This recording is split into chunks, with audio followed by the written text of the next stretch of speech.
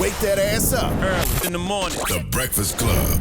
Morning, everybody. It's DJ MV, Angela Yee, Charlamagne the Guy. We are the Breakfast Club. We got a special guest in the building. Yes, indeed. Herbo. What's up, y'all? What's up, good brother? What's up, bro? How you feeling? You man? look good, man. Thank you, man. I feel good, man. New album out, PTSD? Yeah, I'm excited, man. What's the significance of the title? I know you got clinically diagnosed with PTSD, but... Yeah. The significance of the album is to bring people into, you know what I'm saying, not only my world, but to shed light on something that's a serious problem out here. You know, where I come from, and I'm sure I'm positive it's so many other neighborhoods all across the country that are similar to mine, where these kids are really suffering from mental health illnesses and don't even know it, because I was once one of them.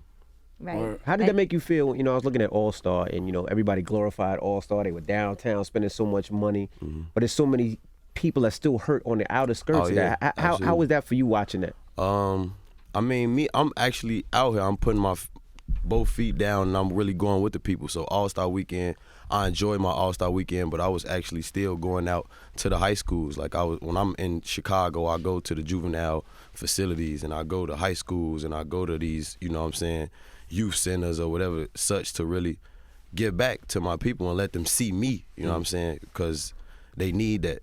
So I don't really pay attention to what everybody else is doing. I just try to make sure I'm doing the right thing, you know what I'm saying? But, you know, a lot of people really, you know, they glorify the stuff that's, you know what I'm saying, don't really mean nothing, the stuff that's fabricated in a way, but it's like, you know, the stuff that really is important, we overlook it. How many celebrities got robbed in Chicago All-Star Weekend? I heard a couple people probably got robbed, man. I heard some crazy stuff, man. Nobody called you yet? Hey, Herbo, can you help me get this back? No, man, I would have helped them, though. Whoever would have called me, I probably could have made something happen for I heard them, like man. three or four. Yeah, I heard about a couple people getting robbed. So you don't, you I know you don't live in Chicago, but is that because of the PTSD and the trauma? No, I only left Chicago so I could focus on what I need to do and really, you know what I'm saying, accomplish my goals, so I could go back to Chicago. Right. I'm going back to Chicago. I'm giving back, you know what I'm saying.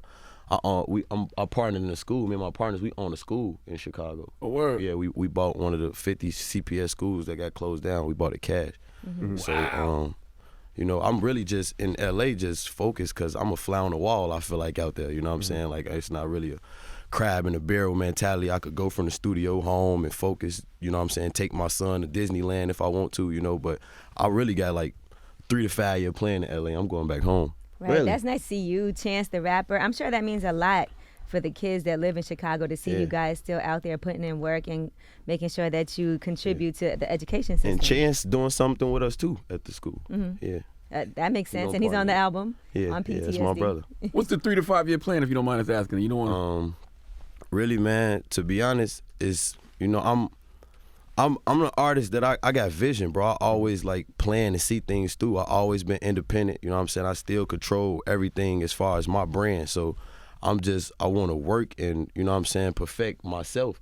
I want to go to LA and, you know what I'm saying, make enough money where I could go home and dictate my own future, dictate my own pace, and give back to people. So that's my plan. I feel like I only probably need 3 to 5 years to do that. Gotcha. Has this opened up conversations with you and some of your friends in Chicago, like other artists, about PTSD when you decided to name the album that, and then you and the people around you, did y'all have discussions like, you know, this is how I found out, because you did find out through a therapy that you were suffering from PTSD. Is this a conversation? Yeah, I talk to Chance all the time. You know what I'm saying? Me and Chance, we be doing stuff where I done already like gave back to his mental health organization. We gonna partner because I'm doing my own organization where I'm focusing on mental health also, you know what I'm saying? And I be talking to, you know, my peers like Dirk and stuff like that, just about the stuff that I've been through, the stuff that he been through, and how they both align with each other, you know what I'm saying? Because we face so much trauma, we take in so much trauma where we come from, we get normalized back, you know what I'm saying? Damn, imagine you, Dirk, Chance, like all of y'all having that discussion. That would be amazing for people for sure. to see.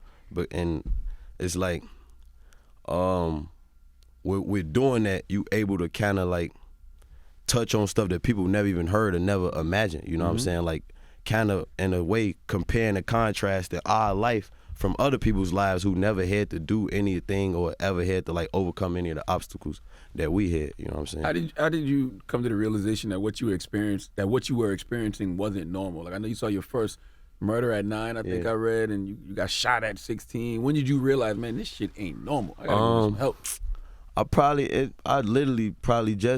It's been in the past maybe 2 years or something like that, you know what I'm saying? Because I didn't think, I got a strong mind, bro. So when I was going through a lot of the stuff that I'm going through, like I said, we felt like it was normal. I felt like, all right, I'm going through this for a reason. I could get through it, you know what I'm saying? My will in the streets was always know what I'm up against, and that's how I got home, you know what I'm saying? And like I just said before you asked that question, just really comparing the contrast to two, I seen my first murder at 8 years old. I got shot at 16 years old. Imagine if I was 8 years old and I grew up in Schaumburg or I grew up in a whole nother suburb, you know what I'm saying?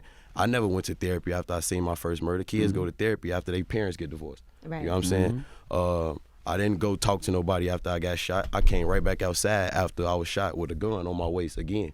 Damn. So it's like... You know, when you talk about therapy, what made it okay to go to therapy? Because back then, I mean, growing up, therapy was never cool. Yeah, it was nothing you ever thought about ever. I You had to go. Yeah, I didn't even think that it was cool, to be honest. When I went, I wasn't interested in going. It was actually like my lawyer kind of referred for me to go, and it was a look kind of like part of my conditions while I was, you know what I'm saying, with my case. Right. I wasn't even on probation. I was just fighting my case. And I got arrested for guns back in February of 2018. And it was really never a matter of me having guns or not. Is why do you have these guns? I need these guns to protect myself. I'm somebody in Chicago. Rather, me having this stardom, I was a somebody. When I was 16 years old, people knew me. People been trying to kill me probably since I was 15 years old. So, you know, that's something that I was normalized back because it was my reality. But that's not normal. It's not normal. So when I was explaining it to like my lawyer and stuff like that, and I'm completely honest, I'll let you into my world so you can understand me better and understand why I behave a certain way. So she told me, like, she set it up, like, go, and I went to go see the therapist, and I didn't even think, like, I'm not finna go talk to no therapist, or I didn't even think that you could talk to somebody and they could help you because they don't even relate to what you got going on. She come from my therapist is a 30-something-year-old white lady, so I'm not thinking that she's gonna be able to, you know what I'm saying, relate to me. But it was good for me to talk to her because she don't relate. Exactly. That's you know, it's so funny. When I first was looking for a therapist, I wanted somebody that didn't have none of my biases, none of my prejudices, nothing. So I was actually looking for an Asian woman, but that was very hard to find. So I ended up with this white woman, and it's good because the things we think are normal, when you talking to her, she like... I was telling her some shit that I've been through, bro, and she thought I was on a movie. Like, she thought I was explaining real live movie stuff to her. I'm not even gonna lie to you. But how do you deal with that? Because I mean, you say you go back to Chicago, you still gotta have those feelings. So you feel like I gotta make sure I'm good. I want to go back to my kid. So how do you deal with it though? Just having structure, man. I move militant for one. You know what I'm saying? I'm always like, ever since I've been a kid, I probably left out the house really prepared for the very worst possible outcome, and I think that's what got me back home every day. So, and I'm able to go in front of these, like, I don't know, something about it, bro. I'm not really afraid to go back to the hood, back to the trenches and talk to these kids, because I was once them, and I know these people who out here having to protect themselves and had this survivor's instinct in a way. They don't really want to do that because I didn't want to do it. They don't have not bad. Yeah, they not bad. They just trying to survive, you know what I'm saying? And they don't have the resources. And I'm one of the people that's trying to get them the resources. I can tell by the way your skin glowing that therapy is working. When did it start to kick in? Man. I don't know. One session turned into 5 turned into 10. You know what I'm saying? Like, me and my therapist close now. We laugh, we joke.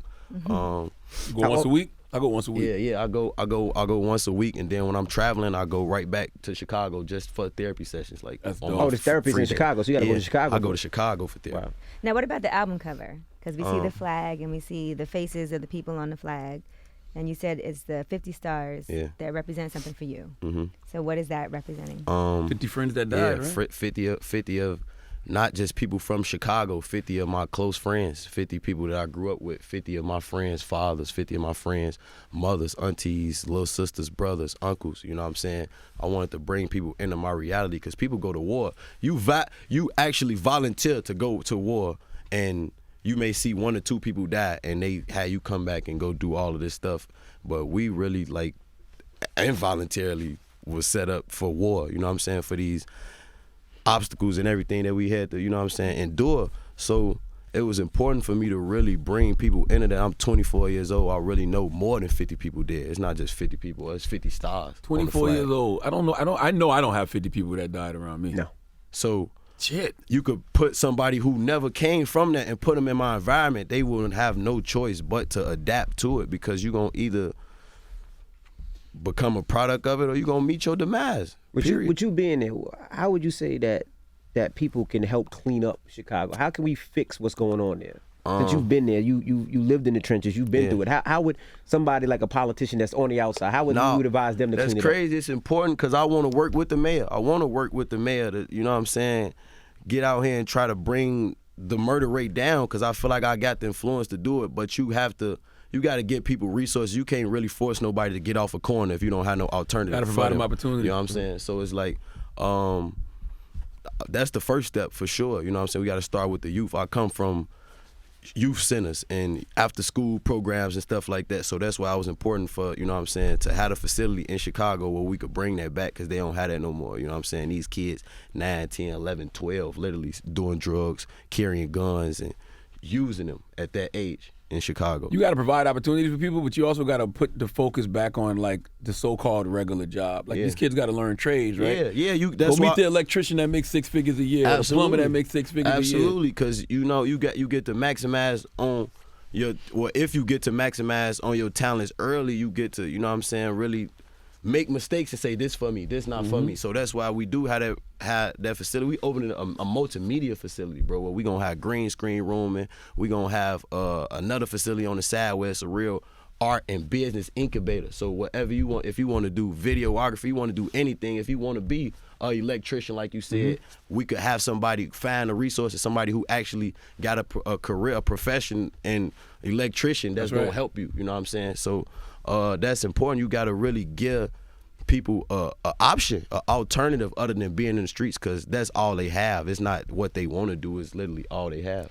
Do you want to raise your son in Chicago? Is that important to you? Or do you not want to be honest, I kind of do. I want him to be able to have that foundation. I want him to be able to see what I had to overcome. You know what I'm saying? And I always say, like, that's why it's important for me to really get back to Chicago, because I never take my son on a block I grew up on if it's still dangerous, if it's still a red zone. Like, they really considered the block I grew up on a red zone, where the bus stop, the CTA bus stop, they had to move off our corner to the next busy street, because your chance of waiting on that bus, you more likely to die. Your chances of getting shot, dying, just shot up by however many percent. You know what I'm saying? So I do want my son to, you know what I'm saying, get a feel of that, because I don't want him to take life for granted.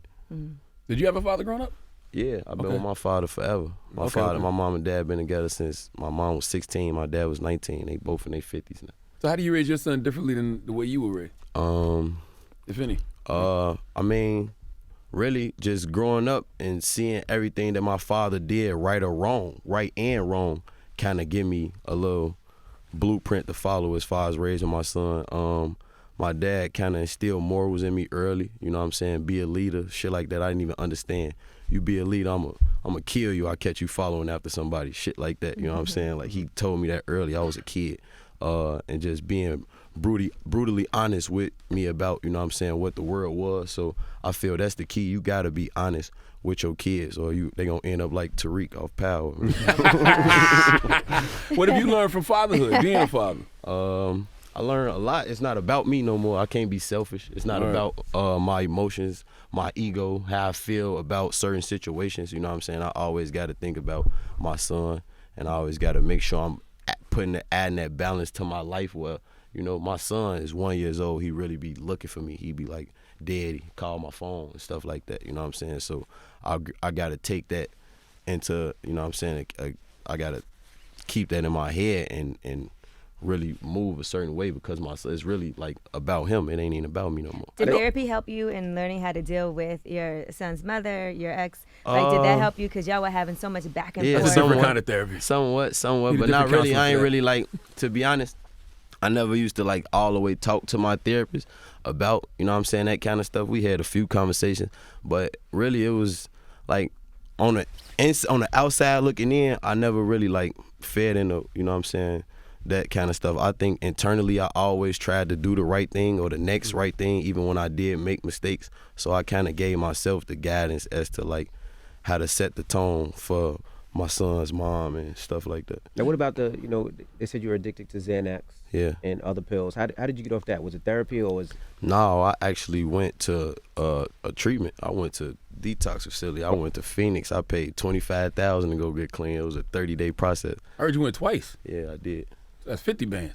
Yeah. That's an investment. That's a great investment, though. Yeah, you need I help. went one time, got clean. And, addiction is real. I got back addicted. And then, but I'm always the guy, like, I ain't gonna lie to you.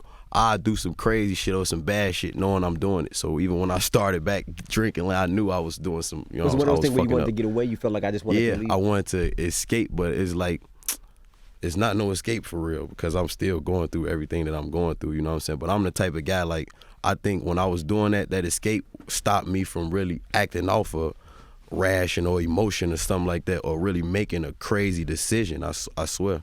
So what do you do now to like process your, I guess, emotional pain and anxiety? Like, what do you do? I just lean towards it, man. I ain't gonna lie. I always got somebody to vent to though. That's why my girl be feeling like she be getting like, you know what I'm saying, the crazy end of me, because you gotta vent to somebody, you know what I'm saying? I always say that the closest person to you, usually your girl or your wife, they get it the most. They get it the most. You have all that outside pressure, but that when you energy, come home, when you come home, you want that serenity, that peace. So it's like you gotta let it all out. I'm really swimming with sharks on the day-to-day. So it's like if I don't got peace at home, but it's like I do have peace at home, of course. But I'm saying like she feel like she might get it the most or get it the worst because it's like I don't show my emotion to the world. You know That's why I started going to therapy. Show my emotion to people who I care about. I started going because I didn't want to put all of that baggage on my girl. Yeah. You know what I'm saying? Yeah. Like, because she got her own things she's dealing with. No, how does she for sure. handle it though? How is she handling it? She handle it well. I ain't gonna lie. She do a good job handling it. Of course, she gotta have somebody to vent to.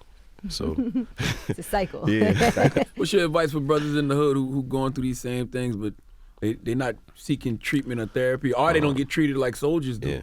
Yeah. Man, it's really just staying focused, bro. You don't feel the way you feel for no reason. You're not thinking and having these feelings and having these emotions and having this intuition for no reason. You know what I'm saying? It's a greater destiny out there for everybody to go fulfill. You know what I'm saying? You got your own legacy in life to fulfill. Every one person, everybody in this room got their own one legacy to fulfill. So it's like you can't really worry about the next person, or you can't let the next person dictate that. Or even if you are involved or invested in somebody else, y'all both gotta understand what it's like. You know, in the streets, the only way to get out of it is to lean towards it, bro. To lean towards the reality, the fucked up shit, the deaths, the violence. You know what I'm saying? That's the only way to really get through it. So my message really would be to just stay focused and believe. You know what I'm saying? Like, I really always had vision. I knew I was gonna be a millionaire. I knew I was gonna be a boss. I knew I was gonna be in control of my fate. I knew I was getting home in the streets. Even when I knew I could possibly die or go to jail behind what I'm doing, I knew it. I look at Chicago, right? I look at what Brooklyn was and what Harlem was. And I had this conversation with Dirk a couple of months ago. The areas is so effed up in certain areas that they're just letting buildings go, and those buildings are nothing. And I'm trying to tell them, like, reinvest in your own city because it's gonna pop, and it's close to downtown. Are you investing in the city? Yeah, absolutely. I just I be hollering at my homie. Well, my dad did real estate, you know what I'm saying? So, you know, my partner do real estate. I be hollering at my homie Leonard. Me and Leonard Fournette, we'd be like talking when it come to, you know what I'm saying, investing in it. And I'm trying to actually buy a building on my block that I grew up on right now as we speak, you know what I'm saying? So, yeah. You made me think of something when you talked about, you know, having the anxiety and, you know, using it to survive. Because I was talking to one of my partners, a white guy who's filthy rich. And he said that growing up, anxiety helped him to survive because he knew when to get out of something, he knew when to move, whatever. But it's like when you get to a certain level, how much of that do you really want to let go? Because we don't want it all the time, but then you don't want to end up in a situation like God bless the dead of Pop Smoke, Nip. You know what I mean? I feel like you right about that. You gotta create that balance. You know what I'm saying? But it's like that same drive is, I feel like, how I'm successful in these kind of rooms, how I'm successful when I'm going to talk about business and when I, you know what I'm saying, because I follow my intuition, and I know when something is right. I know when something ain't right. I could literally have a conversation with a person, and I know how to carry you off that one conversation we just had. So you really don't let it go. I try not to let it go. You know what I'm saying? I feel like I wear my scars proudly. Everything I went through, I went for a reason. I try to find an alternative to not let it get the best of me, but I try not to let it go, because I feel like when I do let it go, that's going to be the difference in my safety, my success, you know what I'm saying? So I try to wear it all the time, and when I know I'm safe, I feel like I ain't safe, you know what I'm saying? Even when I know I'm secure, I'm still doing the next thing to make sure I'm super extra secure. And then you never know if you're secure, because you hear a story like You Pop never know, Smoke exactly. in L.A. and Hollywood Hills. Exactly, Like, you never know, and you know what I'm saying? Like, I always feel like that. I always move like that, and it ain't even just about violence, you know what I'm saying? I use that same drive, that same instinct to really like maneuver on a day-to-day basis, like, you know what I'm saying, whether it's with my relationship, whether it's making it home safe, whether it's business oriented, you know what I'm saying? I use that same drive, that same instinct, where I know it's either like pretty much shit, it's like, man, I'm gonna either succeed or fail off of every decision I make. Everything calculated. I don't do nothing by coincidence. What do your parents have to say about this? Because I'm sure My mama be calling me all the time, saying she proud and stuff like that. She just called me the other day, like, you so smart. She was watching one of my interviews and stuff like that. But she know I had to turn into this. But she said, like, she just told me this little saying she was saying. She said, you always been the captain of your ship, vessel of your soul. Because when I was 16, 15, I was really making decisions like a grown man, you know what I'm saying? I was really like putting my life. My mom was letting her 16-year-old son leave out the house, and she know I'm not going to school. She know I'm about to, you know what I'm saying, dance with the devil in a sense, and she allowed me to do that. And I feel like if she didn't allow me to do that, I wouldn't even be the man that I am right now today, you know what I'm saying? So I give credit to both parents, you know what I'm saying? Could you have foreseen your career lasting? Really, it's been a long time already, Yeah. and you're only 24 years old. Yeah. Could you have foreseen this back when you were like 16 years old, that you would have this longevity, that you would be here, you'd be moving to LA, you'd be having this life? I wanted to be. You know, I always knew this where I wanted to be, but I didn't know what I needed to do to get there, because like I said, I was really suffering from a mental illness. I had PTSD since I was a kid, so I really thought that I was going to be able to be in the hood and maneuver the same way I did when I was in the streets, and we all know that's not the, you know what I'm saying, the recipe for success. So I had these aspirations, but I feel like life, going through the stuff that I'm, you know what I'm saying, like just the shit life throw at you, I feel like kind of gave me what I got now to really make sure I'm staying around, because I thought I was gonna be on my block in a Rolls Royce kicking it with 50 niggas, you know what I'm saying? You know, like big ass target on your back. with the biggest target on my forehead. Forget my back. So I really thought that was gonna be my life, but I like now, like probably in the past 2 or 3 years, I know this for a reason. I know I'm doing something because I'm here to stay. You know what I'm saying? That's fucked up though, because you would think that your hood would be happy for you. Yeah. Other black men and women would be happy for you. Yeah. You shouldn't have to move away from that. Yeah, but You also can't go in a Rolls Royce in the middle of the hood and just be all the time. Yeah. 'Cause that's also kind of like rubbing stuff in. yeah, People's- absolutely. That's how some people look at it, but I always But look it's at like it as inspiration. It's inspiration. It's inspiration because I Yeah, was on them inspiring somebody same to rob corners. you. I was on them same corners.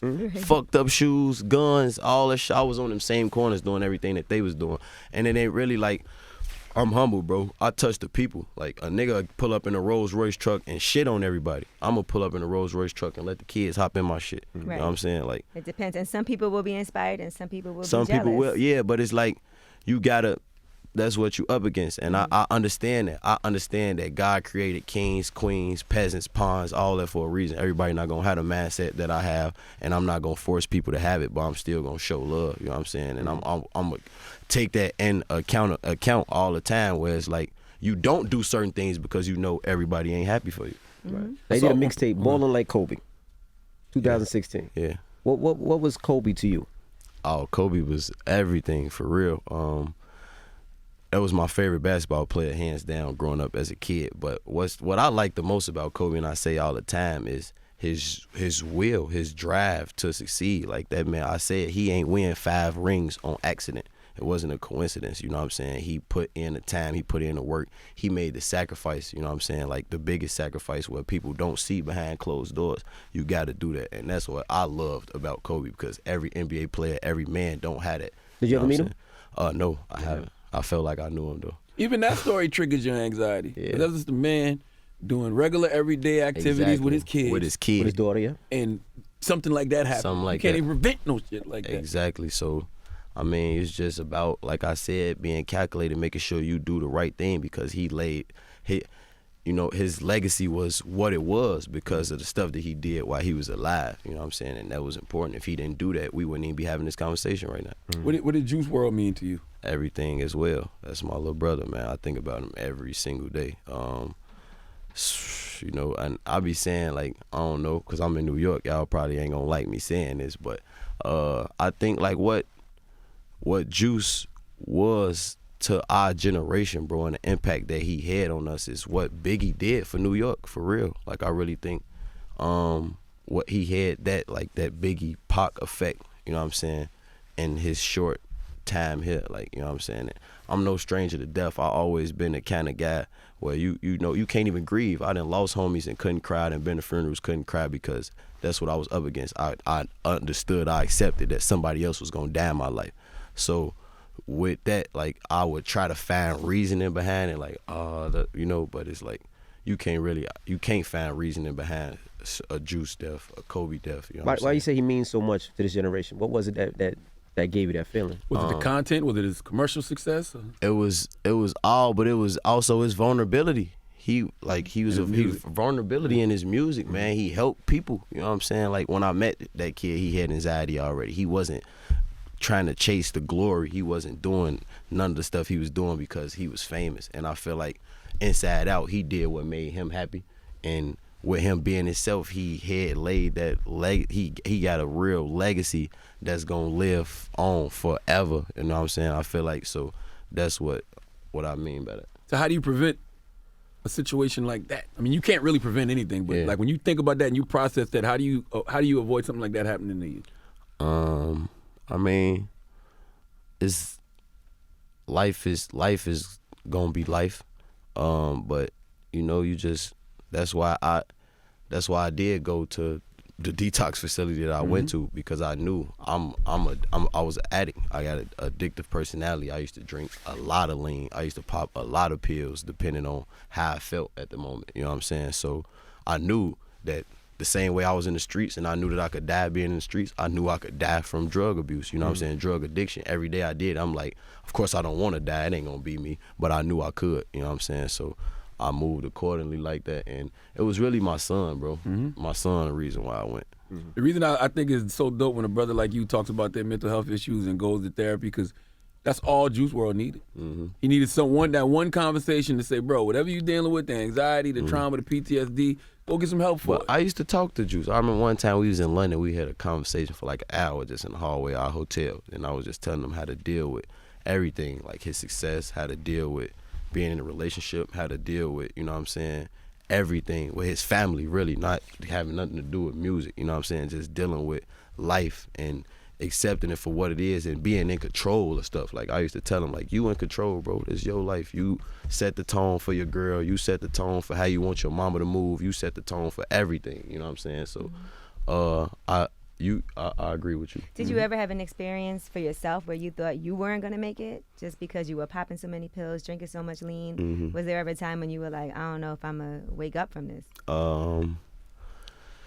Probably, yeah. I ain't gonna lie. It's been times where I used to like wake up in the middle of my sleep, couldn't breathe, stuff like that. You know what I'm saying? I never really told people, but yeah, my girl seen it before. Like, I couldn't probably breathe in the middle of the night, stuff like that, and sweats.